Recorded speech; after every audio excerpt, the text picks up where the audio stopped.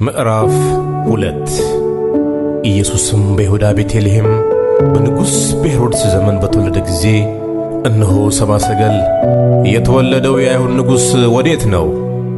ኮከቡን በምሥራቅ አይተን ልንሰግድለት መጥተናልና እያሉ ከምሥራቅ ወደ ኢየሩሳሌም መጡ።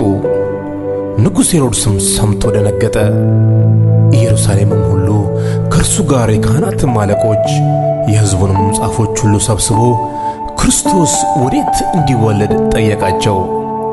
እነርሱም አንቺ ቤተልሔም የይሁዳ ምድር ከይሁዳ ገዦች ከቶ አታንሺም፣ ሕዝቤን እስራኤልን የሚጠብቅ መስፍን ካንቺ ይወጣልና ተብሎ በነቢይ እንዲህ ተጽፏልና በይሁዳ በቤተልሔም ነው አሉት። ከዚያ በኋላ ሄሮድስ ሰብአ ሰገልን በስውር ጠርቶ ኮከቡ የታየበትን ዘመን ከእነርሱ በጥንቃቄ ተረዳ። ወደ ቤተልሔምም እነርሱን ሰዶ ሂዱ፣ ስለ ሕፃኑ በጥንቃቄ መርምሩ፣ ባገኛችሁትም ጊዜ እኔ ደግሞ መጥቼ እንድሰግድለት ንገሩኝ አላቸው። እነርሱም ንጉሡን ሰምተው ሄዱ። እነሆም በምሥራቅ ያዩት ኮከብ ሕፃኑ ባለበት ላይ መጥቶ እስኪቆም ድረስ ይመራቸው ነበር።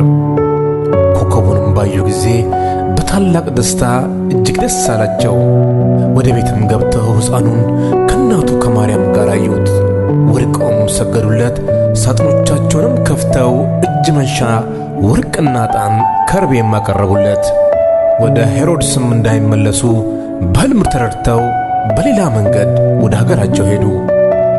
እነርሱም ከሄዱ በኋላ እነሆ የጌታ መልአክ በሕልም ለዮሴፍ ታይቶት ሄሮድስ ሕፃኑን ሊገለው ይፈልገዋልና ተነሣ፣ ሕፃኑንና እናቱንም ይዘህ ወደ ግብፅ ሽሽ፣ እስክነግርህም ድረስ በዚያ ተቀመጥ አለው። እርሱም ተነስቶ ሕፃኑንና እናቱን በሌሊት ያዘና ከጌታ ዘንድ በነቢይ ልጄን ከግብፅ ጠራሁት የተባለው እንዲፈጸም ወደ ግብፅ ሄደ። ሄሮድስም እስኪሞት ድረስ በዚያ ኖረ። ከዚህ በኋላ ሄሮድስ ሰብአ ሰገል እንደተሳለቁበት ባየ ጊዜ እጅግ ተቆጣና ልኮ ከሰብአ ሰገል እንደተረዳው ዘመን በቤተልሔምና በአውራጃዋ የነበሩትን 2 ዓመት የሆናቸውን ከዚያም የሚያንሱትን ሕፃናትን ሁሉ አስገደለ። ያን ጊዜ በነቢዩ በኤርምያስ ድምፅ በራማ ተሰማ፣ ልቅሶና ብዙ ዋይታ። ራሔል ስለ ልጆቿ አለቀሰች፣ መጽናናትም አልወደደችም የሉምና የተባለው ተፈጸመ። ሄሮድስም ከሞተ በኋላ እነሆ የጌታ መልአክ በግብፅ ለዮሴፍ በሕልም ታይቶ የሕፃኑን ነፍስ የፈለጉት ሞተዋልና ተነሣ፣ ሕፃኑን እናቱንም ይዘህ ወደ እስራኤል አገር ሂድ አለ። እርሱም ተነስቶ ሕፃኑንና እናቱን ያዘና ወደ እስራኤል አገር ገባ። በአባቱም በሄሮድስ ፈንታ አርኬላዎስ በይሁዳ እንደነገሠ በሰማ ጊዜ ወደዚያ መሄድን ፈራ። በሕልምም ተረድቶ ወደ ገሊላ አገር ሄደ።